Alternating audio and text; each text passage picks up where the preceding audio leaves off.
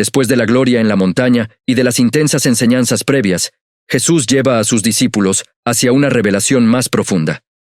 El verdadero corazón del reino. No se trata de poder, sino de humildad, inocencia, pureza y sencillez espiritual. El niño en medio de ellos. La tarde caía lentamente sobre Galilea. Una brisa suave recorría la aldea mientras el sol descendía, pintando las piedras del camino con tonos dorados y cálidos. Los discípulos caminaban detrás de Jesús con paso tranquilo, pero en sus corazones había algo inquietante, casi vergonzoso, que no podían ocultar del todo. Desde la transfiguración, desde aquella manifestación gloriosa en la cima de la montaña donde Jesús brilló como el sol, una pregunta empezó a crecer entre ellos. Una pregunta que se repetía, silenciosa, incómoda, pero insistente. ¿Quién será el mayor? Era irónico. Habían visto la humildad del Hijo Eterno. Habían visto a Jesús caminar sin reclamar honra, sin exigir trono, sin buscar gloria. Y aún así, ellos discutían quién sería el más grande, humanos, frágiles, inseguros y profundamente necesitados de aprender. Mientras entraban a la casa donde descansarían, Jesús se detuvo en la entrada. Los miró con esos ojos que todo lo veían, sus conversaciones, sus pensamientos, sus motivaciones y también sus heridas internas. ¿Qué discutían entre ustedes en el camino? La pregunta cayó como una piedra sobre el silencio. Nadie respondió. Pedro miró al suelo. Jacobo se cruzó de brazos. Juan movió los dedos inquieto. No querían decirlo. No querían admitir que, mientras Jesús se dirigía hacia la cruz, ellos competían por el lugar más alto. Jesús avanzó unos pasos dentro de la casa. Sus ojos recorrieron el lugar y se detuvieron en algo que los discípulos jamás habrían imaginado. Un niño. Pequeño, con la ropa sencilla y los pies polvorientos.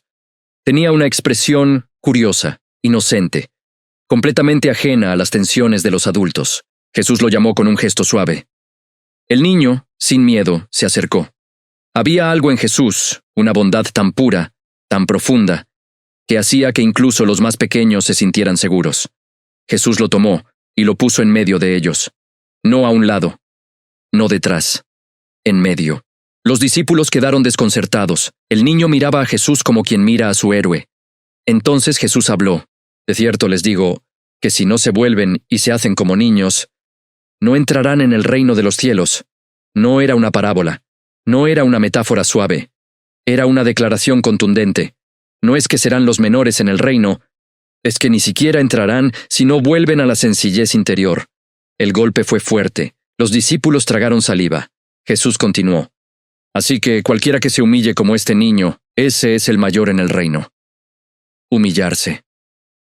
¿Podía la humildad ser grandeza? Para Jesús, sí. Humildad no era debilidad, era fuerza bajo control. Era identidad sin necesidad de competencia, era confianza pura, sin máscaras ni pretensiones. Jesús pasó su mano por el cabello del niño con ternura. Y cualquiera que reciba a un niño como este en mi nombre, a mí me recibe. Ese niño representaba algo más profundo.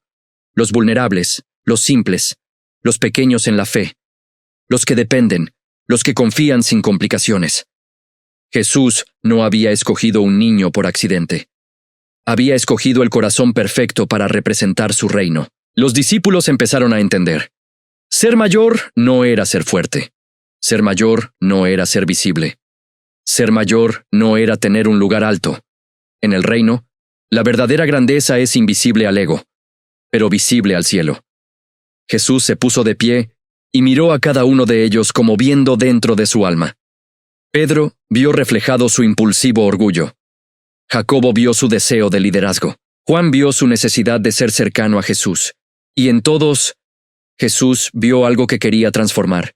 El niño, tranquilo, seguía en medio, sin entender del todo el momento. Pero estaba siendo un mensaje viviente. La enseñanza continuó. Jesús no había hablado del niño solo para corregir su ambición, sino para revelar el diseño del reino.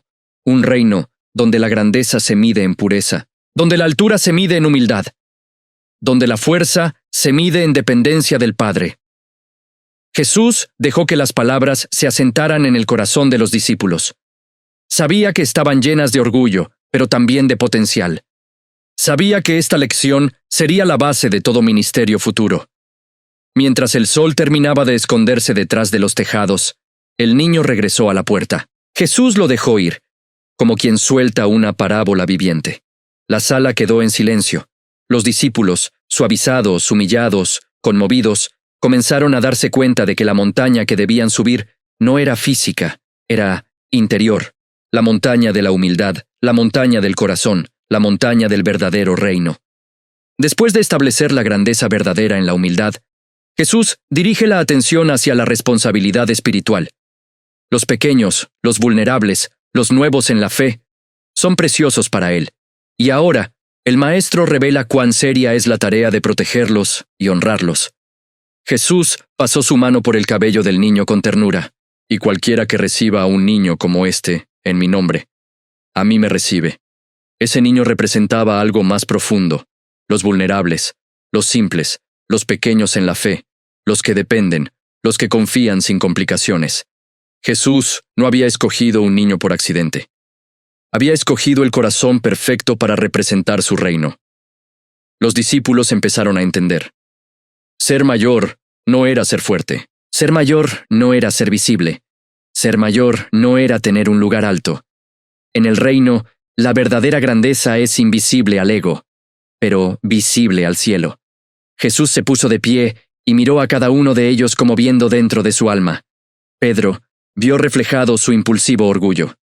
Jacobo vio su deseo de liderazgo. Juan vio su necesidad de ser cercano a Jesús.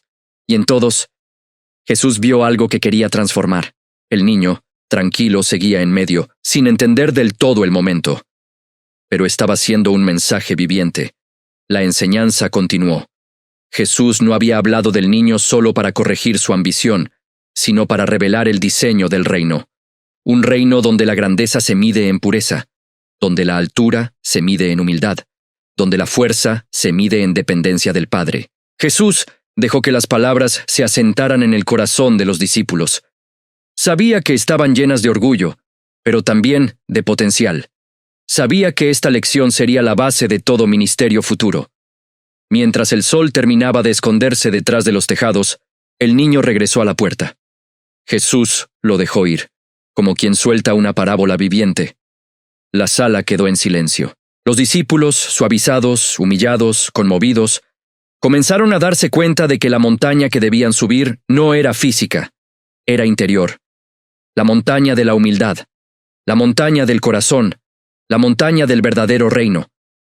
Después de establecer la grandeza verdadera en la humildad, Jesús dirige la atención hacia la responsabilidad espiritual. Los pequeños, los vulnerables, los nuevos en la fe, son preciosos para Él.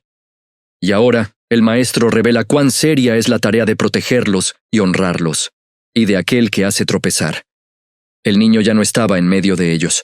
La casa volvió a llenarse solo con la presencia de Jesús y sus discípulos, pero el eco de lo que acababa de enseñar seguía vibrando en el aire. La humildad no era un concepto abstracto, era un camino, una postura interior. La puerta de entrada al reino. Los discípulos aún meditaban. Y Jesús, con la mirada fija en ellos, continuó con palabras que no suavizó. Porque la verdad que debía dar ahora era demasiado importante para envolverla en delicadeza. A cualquiera que haga tropezar a uno de estos pequeños que creen en mí, su voz era firme, profunda, cargada de autoridad. Le sería mejor que le colgaran una piedra de molino al cuello y lo hundieran en lo profundo del mar. Las palabras fueron un golpe que heló la habitación. Una piedra de molino, no una piedra pequeña, no una roca común, sino una enorme piedra circular movida normalmente por animales, una piedra imposible de levantar por un hombre común. Jesús estaba diciendo algo imposible de confundir. Lastimar espiritualmente a un pequeño equivale a enfrentarse al juicio severo del cielo. Los discípulos habían visto a Jesús tierno, paciente, dulce, pero ahora lo veían protector, enérgico, como un pastor defendiendo a sus corderos. Jesús continuó: «Ay del mundo por los tropiezos, porque es inevitable que vengan, pero ay de aquel por quien vienen». La tensión en la sala aumentó. Jesús estaba revelando uno de los principios más profundos del reino. El pecado es inevitable en el mundo, pero es imperdonable cuando lo cultivamos, justificamos o sembramos en otros. Pedro bajó la cabeza. Él sabía que sus palabras impulsivas podían herir. Juan tragó saliva. Él sabía que su juventud todavía luchaba con la madurez. Jacobo y Andrés se miraron con inquietud. Jesús veía dentro de cada uno. Entonces, sin suavizar el mensaje, Jesús llevó la enseñanza más al fondo. Si tu mano o tu pie te es ocasión de caer, córtalo y échalo de ti. Los discípulos se estremecieron. ¿Cortarse la mano? ¿El pie? ¿Extirpar partes del cuerpo? Jesús no hablaba de mutilación física. Hablaba de cortar vínculos internos, hábitos, deseos, caminos, relaciones, cualquier cosa que alimente el pecado. Jesús extendió la enseñanza. Más te vale entrar en la vida manco o cojo, que teniendo 2 manos o 2 pies, ser echado al fuego eterno. Era una advertencia que penetraba el alma. Jesús no suavizaba la realidad del juicio, no diluía el costo del pecado, no escondía la verdad para evitar incomodidad. El reino es misericordioso, pero también es santo. Y Jesús dijo algo aún más fuerte. Si tu ojo te es ocasión de caer, sácatelo y échalo de ti. Más te vale entrar con un solo ojo en la vida que teniendo 2, ser echado a la gehenna de fuego. El ojo, la lámpara del cuerpo, el punto de entrada de los deseos, el símbolo de enfoque, dirección y anhelo. Jesús estaba diciendo, si hay algo que te roba el alma, arráncalo de tu vida sin piedad. No era violencia física, era violencia espiritual contra lo que destruye. Los discípulos quedaron impactados. No era la primera vez que oían sobre el pecado, pero nunca lo habían visto a través de los ojos del cielo. Jesús respiró profundo. Su tono cambió, no menos firme, pero ahora más tierno. Miren que no desprecien a uno de estos pequeños, porque les digo que sus ángeles en los cielos ven siempre el rostro de mi Padre que está en los cielos.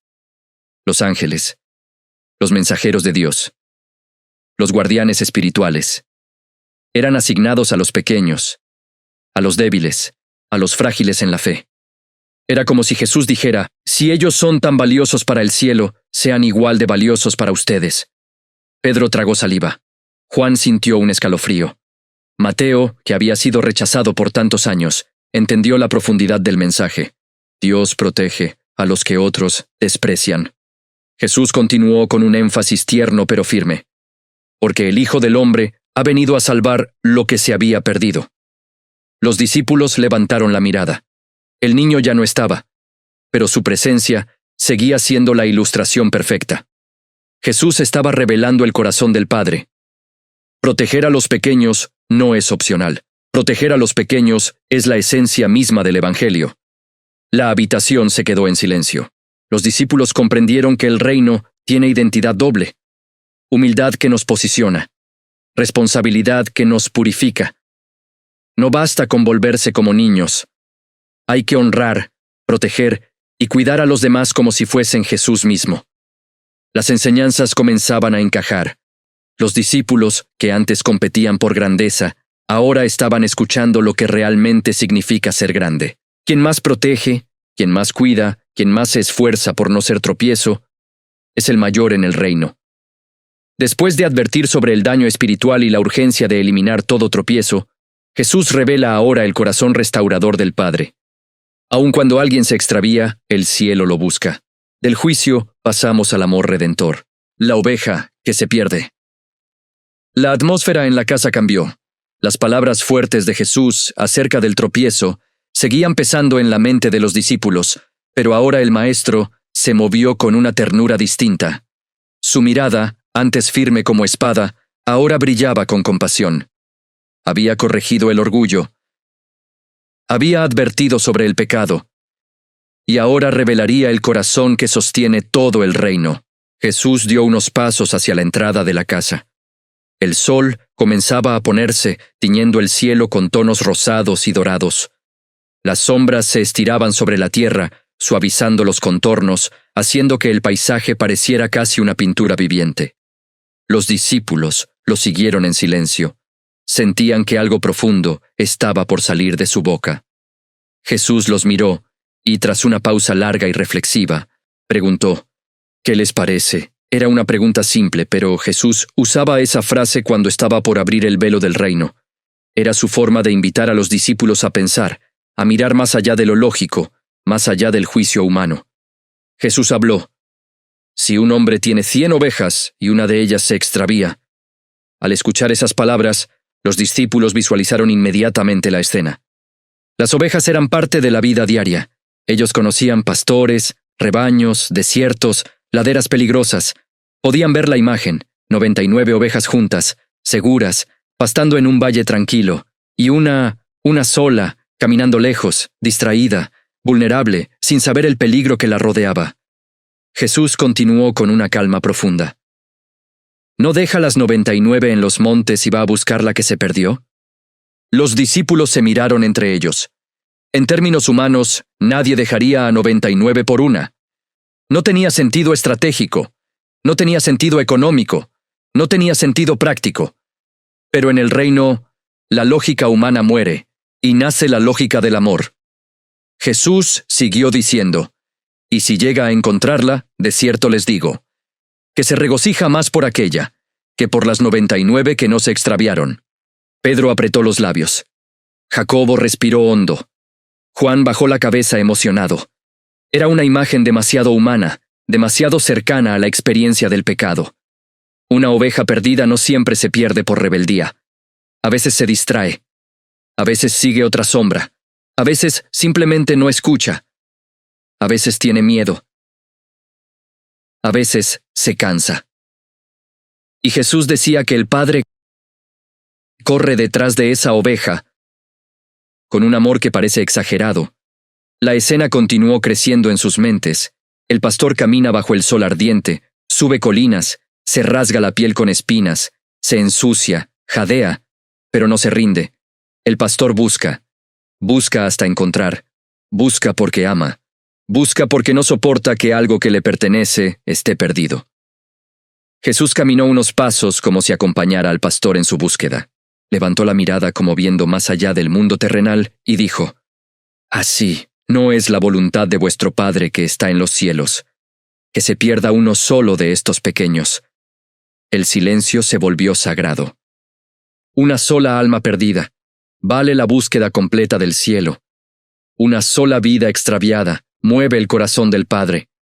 Una sola oveja que camina fuera del redil despierta la compasión divina. Los discípulos, antes preocupados por lugares de honor, comenzaron a comprender otra dimensión. El mayor en el reino no es el que tiene un título, es el que tiene el corazón del pastor. Mateo, que había vivido como publicano lejos de la fe, sintió un nudo en la garganta. Él era esa oveja perdida.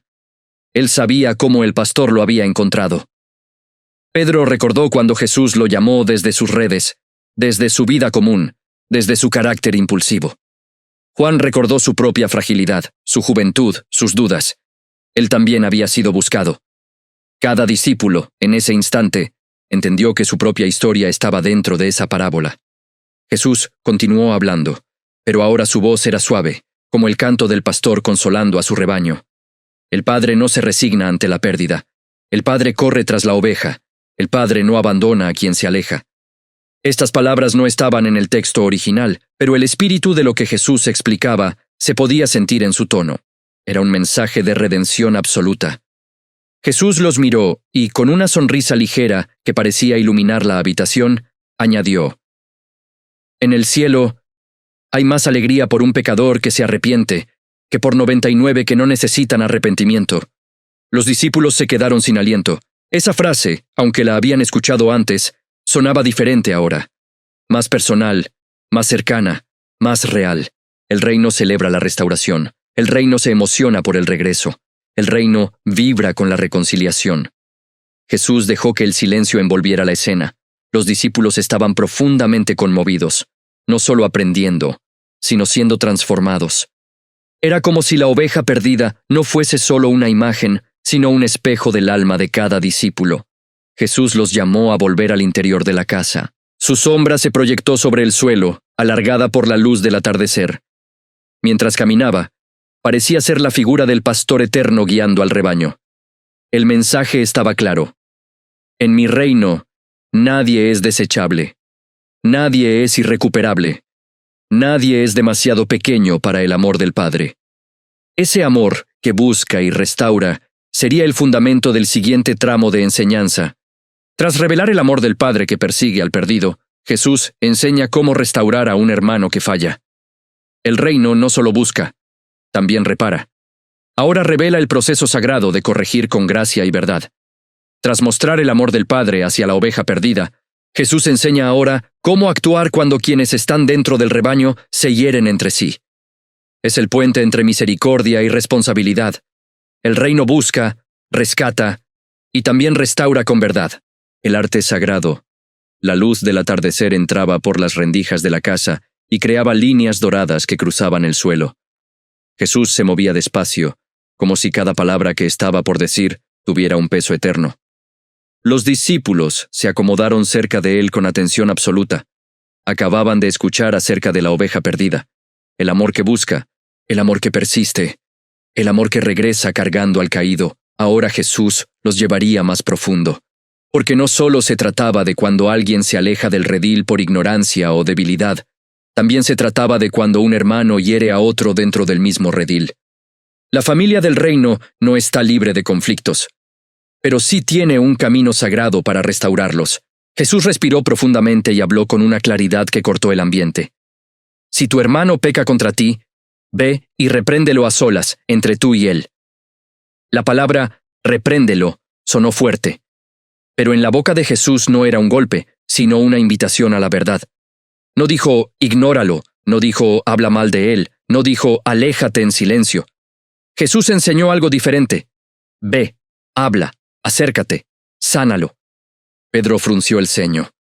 Él, impulsivo y directo, estaba acostumbrado a enfrentar problemas, pero no así. Mateo, en cambio, entendió la gravedad del asunto. Él había visto muchos conflictos entre fariseos y recaudadores, pero nunca un camino de reconciliación. Jesús siguió. Si te escucha, habrás ganado a tu hermano. Ganado. No vencido. No humillado. No derrotado. Ganado. En el reino, ganar no significa triunfar sobre otro, sino recuperarlo, sanarlo, restaurarlo. Era un lenguaje completamente diferente al de los hombres. Jesús continuó con paciencia. Pero si no te escucha, toma aún contigo 1 o 2 testigos, para que en boca de 2 o 3 conste toda palabra. Los discípulos comprendían la ley. 2 o 3 testigos no eran para acusar, sino para confirmar la verdad con amor. Jesús no estaba creando un tribunal. Estaba estableciendo un puente para que el corazón endurecido pudiera volver. Jesús siguió. Y si no los escucha a ellos, dilo a la congregación. Ellos tragaron saliva. Era serio, sí, pero era por amor, un amor que insiste hasta el final. Y si tampoco escucha a la congregación, sea para ti como gentil y publicano. Mateo sintió la frase en su interior. Él había sido un publicano, sabía cómo se siente ser considerado un extraño. Pero Jesús no hablaba de rechazo mortal, hablaba de reconocer que un corazón endurecido no puede fingir comunión real. No era expulsión, era diagnóstico, reconocer la distancia para poder orar y trabajar por restauración verdadera. Los discípulos no hablaban, estaban procesando. Jesús entonces elevó la enseñanza a una dimensión celestial. De cierto les digo, todo lo que aten en la tierra será atado en el cielo, y todo lo que desaten en la tierra será desatado en el cielo. Las palabras parecían vibrar en el aire. El cielo respaldaba el proceso de restauración. El cielo cooperaba cuando un hermano buscaba a otro. El cielo actuaba cuando la comunidad actuaba con amor, verdad y unidad. Jesús dio un paso más. Otra vez les digo, que si 2 de ustedes se ponen de acuerdo en la tierra acerca de cualquier cosa que pidan, les será hecho por mi Padre que está en los cielos. Los discípulos se miraron sorprendidos. Ponerse de acuerdo. Esa era justamente la base de lo que Jesús estaba enseñando. Unidad. Reconciliación. Acuerdo, oración conjunta. Entonces Jesús pronunció una de las frases más hermosas y profundas que jamás habían escuchado. Porque donde están 2 o 3 reunidos en mi nombre, allí estoy yo, en medio de ellos, en medio, no arriba observando, no lejos juzgando, en medio, caminando entre ellos, sanando, restaurando, uniendo lo que estaba quebrado, encendiendo luz donde había oscuridad. Los discípulos cerraron los ojos. Era una revelación que transformaba todo. No se trataba de reuniones grandes, no se trataba de templos lujosos, no se trataba de una multitud, se trataba del nombre. El nombre que une, el nombre que restaura, el nombre que sana. Donde hay dos corazones dispuestos a reconciliar, Jesús está presente. Donde hay dos hermanos buscando paz, Jesús camina al lado. Donde hay verdad, sin orgullo y amor, sin miedo, Jesús se manifiesta. El maestro los miró uno por uno. Su voz suave, pero firme.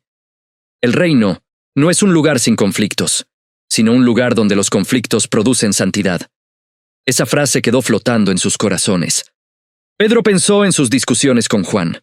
Juan pensó en su carácter impulsivo. Tomás pensó en sus dudas. Todos pensaron en alguien a quien habían fallado, y en alguien que los había herido también. Jesús estaba enseñándoles un nuevo camino, la restauración divina, la corrección sin condena, la verdad con amor, la unidad que trae la presencia del Rey. El sol terminó de ponerse, y la luz de la noche comenzó a envolver la casa. Pero en el interior, una luz más profunda se encendía en los corazones de los discípulos. El mensaje era claro. El reino no aplasta al que cae, lo levanta. El reino no esconde el conflicto, lo sana. El reino no abandona, restaura. Jesús respiró hondo. Sabía que había hablado al alma de los discípulos, pero también sabía que una pregunta estaba formándose en la mente de Pedro. La pregunta que daría lugar a la enseñanza más conmovedora del capítulo. Después de enseñar cómo restaurar al hermano, surge en Pedro una duda que todos tenemos. ¿Hasta dónde debe llegar el perdón? Jesús responde con una parábola que destruye los límites humanos y revela el perdón infinito del reino. 70 veces 7, el perdón infinito. El silencio que llenaba la casa era casi palpable. La enseñanza de Jesús sobre la restauración había movido fibras internas en todos, pero había un corazón inquieto, un corazón que no sabía guardar preguntas mucho tiempo. Pedro. Él había escuchado acerca de enfrentar al hermano, corregirlo, buscarlo, insistir con amor, pero en su mente surgió una duda honesta, práctica, humana. ¿Qué pasa si el hermano falla una y otra vez? ¿Qué pasa si me hiere repetidamente? ¿Qué pasa si su error es constante? Pedro se acercó a Jesús con paso firme, pero con el corazón vulnerable. Señor, ¿cuántas veces perdonaré a mi hermano que peque contra mí? ¿Hasta 7? 7. Un número considerado generoso entre los rabinos. 3 veces eran suficientes para un maestro humano. 7 era misericordia extrema según la tradición. Pero Pedro quería asegurarse. Quería saber dónde estaba el límite. Jesús fijó sus ojos en él y respondió con una voz que atravesó el alma de todos. No te digo hasta 7, sino hasta 70 veces 7. El aire se quedó detenido. 70 veces 7, 490. Pero Jesús no hablaba de una cifra literal. Hablaba de un perdón sin límites. Un perdón tan grande como el cielo. Un perdón que nace de la naturaleza misma del Padre. Pedro abrió los ojos sorprendido. Su corazón se estremeció. Él sabía ser impulsivo, sabía herir, sabía también arrepentirse. Pero perdonar sin límite era una montaña que nunca había escalado. Jesús, viendo sus rostros confundidos, decidió contar una historia que atravesaría siglos y quedaría grabada en el corazón del reino. La parábola del rey y los 2 deudores. Jesús comenzó. Por eso el reino de los cielos es semejante a un rey que quiso hacer cuentas con sus siervos. Los discípulos imaginaron al rey en su trono, las columnas de mármol, el salón amplio, los encargados entrando y saliendo, un ambiente de autoridad solemne. Jesús continuó. Y al comenzar a hacer cuentas, le fue presentado uno que le debía 10,000 talentos. 10,000 talentos. Una cifra absurda. Una deuda tan grande que ni trabajando toda su vida podría pagarla. Imposible de saldar. Inimaginable. Era como si Jesús dijera: la deuda del alma humana con Dios es impagable. Los discípulos sintieron el peso de la cifra. El deudor estaba acabado. Jesús prosiguió. Como no podía pagar, el rey ordenó venderlo a él, a su mujer, a sus hijos y todo cuanto tenía, para que se le pagara la deuda. Las leyes humanas eran duras, sus consecuencias, devastadoras. El hombre cayó de rodillas frente al rey. La desesperación lo atravesaba como un rayo. Señor, rogaba, ten paciencia conmigo, y yo te lo pagaré todo. Los discípulos sabían que era mentira. Era imposible pagar. Pero Jesús no estaba retratando un sistema financiero. Estaba retratando un corazón que suplica misericordia. Jesús narró con ternura. El rey, movido a compasión, lo soltó y le perdonó la deuda. Los discípulos contuvieron el aire. ¿Perdonar una deuda imposible? ¿Liberar a un hombre sin capacidad de pago? ¿Renunciar a una suma inmensa? Era una misericordia fuera de la lógica humana. Pedro pensó, no es normal, es sobrenatural. Jesús continuó, y aquí la historia cambió de tono. Pero saliendo aquel siervo, encontró a uno de sus consiervos que le debía 100 denarios. 100 denarios era casi nada. Un salario de unos meses, una deuda pagable, un monto terrenal. Y tomándolo por el cuello, lo sacudía diciendo, «Págame lo que me debes». Los discípulos quedaron indignados.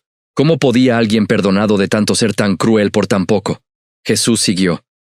El consiervo cayó a sus pies, rogando, «Ten paciencia conmigo, y yo te lo pagaré todo». Las palabras eran idénticas a las del primer siervo, pero esta vez el que rogaba estaba en la posición del que antes suplicó.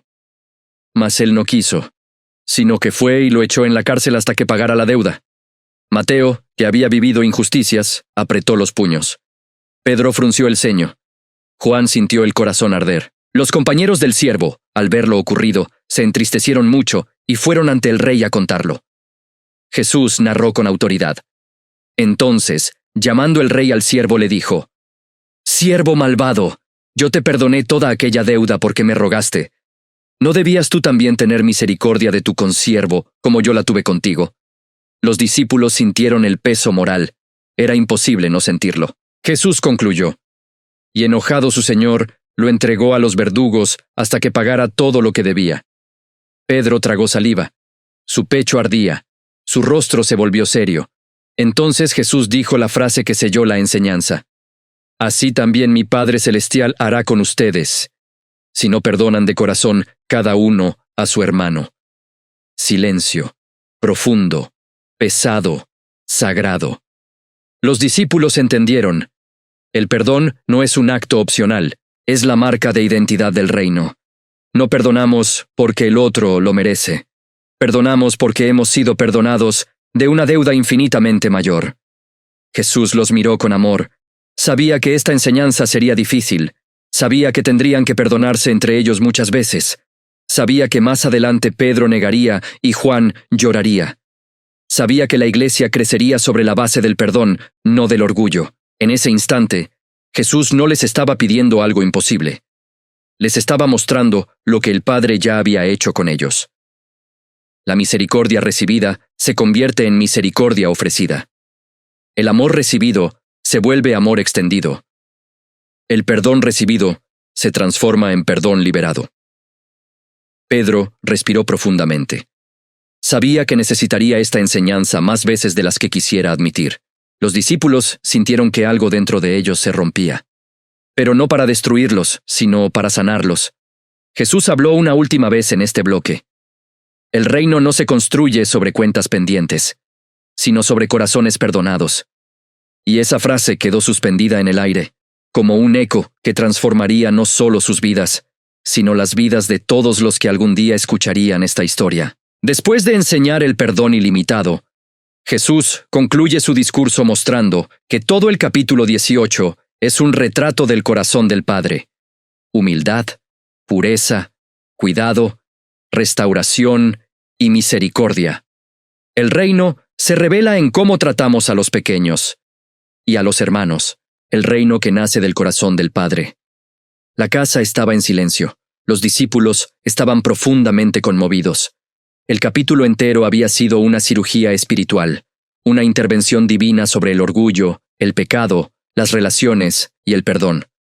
Y ahora Jesús, viendo que sus corazones estaban abiertos como tierra fértil, les hablaría no solo para enseñar, sino para sellar el mensaje dentro de ellos. La luz del atardecer había desaparecido. La noche comenzaba a cubrir la aldea, y una brisa fresca entraba por la ventana. Una lámpara de aceite alumbraba tenuemente el rostro del Maestro. Era un momento íntimo. Un momento donde Jesús no solo enseñaba, mostraba el corazón del Padre. Jesús se quedó de pie un instante, mirando hacia afuera como quien contempla la inmensidad del propósito eterno. Luego volvió la mirada a sus discípulos, a esos hombres imperfectos, impulsivos, temerosos, orgullosos, y sin embargo, amados profundamente por el Padre. Jesús habló con una voz suave, cargada de ternura. Todo lo que les he dicho hoy no es para que carguen pesos, sino para que aprendan a vivir como hijos de mi Padre. Esa frase penetró el alma de los discípulos. No era una ley nueva, no era un sistema, no era un reglamento, era una invitación a un estilo de vida.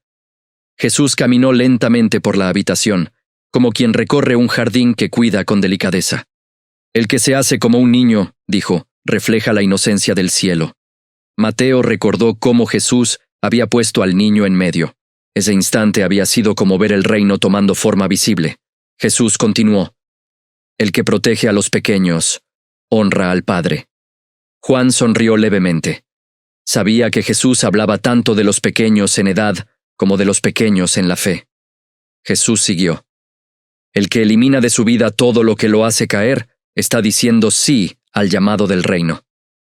Pedro bajó la mirada. Sabía que en él había cosas que necesitaban ser arrancadas con valentía.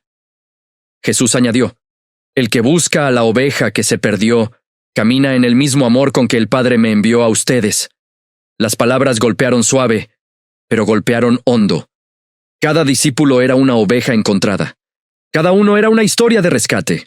Jesús continuó: el que confronta con amor, el que corrige con verdad, el que restaura con paciencia, ese construye el reino en la tierra. Andrés sintió un calor interior. Había aprendido que callar no siempre es amor. A veces, amar es hablar. Jesús respiró profundo, como quien abre la puerta al mensaje final. Y el que perdona sin límites, ese vive como vive el Padre. La frase quedó suspendida en el aire. Los discípulos estaban inmóviles, ni una mosca se escuchaba. La enseñanza había tocado el núcleo de su humanidad. Jesús se acercó más a ellos. Su voz se volvió íntima. El Padre no lleva cuentas. El Padre no espera perfección. El Padre no abandona al que falla. El Padre ama. Y ustedes deben amar como Él ama. La palabra aman no fue dicha con exigencia, sino con una suavidad que la hacía irresistible. Jesús se sentó. Los discípulos se acercaron más, como niños en torno a un fuego. El reino no comienza en la grandeza externa, dijo Jesús, comienza en el corazón. El corazón, el terreno donde se almacena orgullo, resentimiento, pecado, pero también donde nace la pureza, el perdón, la compasión. Jesús alzó una mano y señaló hacia su pecho. El reino se parece a lo que sucede aquí dentro, cuando dejan que el Padre toque sus heridas. Los discípulos sintieron un temblor interior. Era cierto. Todo lo que Jesús había dicho ese día apuntaba a un solo lugar: el corazón. No los títulos, no las posiciones, no los roles, no la apariencia, el corazón. Jesús continuó: si el corazón se vuelve como un niño, su alma se volverá ligera. Sus palabras serán pacíficas, sus caminos serán rectos, y sus pasos los guiará mi espíritu. Los discípulos cerraron los ojos, como queriendo absorber cada palabra. Jesús caminó hacia la ventana. La luna iluminaba su rostro, y parecía que una luz suave, casi celestial, lo envolvía. Volteó hacia ellos y les dijo: mis palabras hoy les parezcan difíciles, pero algún día entenderán. Cuando yo ya no esté físicamente con ustedes, estas enseñanzas serán el fundamento de la comunidad que levantarán en mi nombre. Los discípulos intercambiaron miradas. Jesús diciendo: ¿cuándo no esté? El corazón les dio un pequeño vuelco. No querían imaginar ese día. Jesús lo sabía, pero debía preparar sus almas. Cuando cuiden a los pequeños, cuando sanen a los heridos, cuando busquen al perdido, cuando restauren al hermano, cuando perdonen al que falla. El mundo sabrá que ustedes son mis discípulos. Era una visión hermosa del futuro. Una comunidad que no se define por poder, sino por amor. No por temple, sino por ternura. No por autoridad humana, sino por el carácter del Padre. Jesús se acercó al centro de la habitación. Miró a sus discípulos con cariño profundo. Hoy han visto el corazón del reino, dijo. Ahora permítanle al Padre formarlo dentro de ustedes. Los discípulos afirmaron con la cabeza. No hablaban. El momento era demasiado sagrado. Jesús sonrió. Una sonrisa suave, llena de esperanza. Como si ya los viera transformados.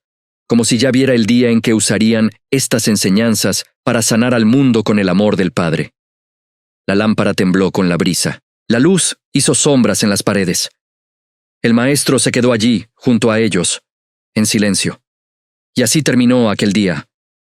Un día donde Jesús no solo enseñó, reveló el corazón del cielo. Un día donde los discípulos no solo aprendieron, fueron transformados. Un día donde Mateo 18 dejó de ser palabras para convertirse en vida. El reino había sido sembrado en ellos, y algún día darían fruto. El sonido de la noche ya envolvía la casa.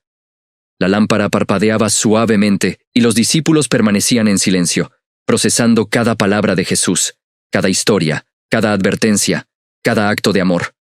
Hoy habían visto el reino desde adentro, la humildad que abre la puerta, la seriedad de proteger a los pequeños, el amor que busca al que se pierde, la valentía de restaurar al hermano y el perdón sin límites que nace del corazón del Padre. Mateo 18 nos recuerda que no se trata de cuánta fe tenemos, o cuánto sabemos, o qué tan fuertes somos, sino de cuán dispuesto está nuestro corazón a vivir como hijos y hermanos. Jesús no solo habló, nos mostró quién es el Padre que no abandona, el Padre que no se rinde, el Padre que nos perdona más de lo que jamás podremos comprender. Gracias por acompañarme en este viaje a un reino, un lugar donde la palabra toma vida y nos transforma desde adentro. Si este capítulo tocó tu corazón, suscríbete, comparte y continúa con nosotros. Aún hay más que aprender, más que sanar, más que descubrir en el corazón del Hijo y del Padre. Nos vemos en el próximo episodio. Dios te bendiga.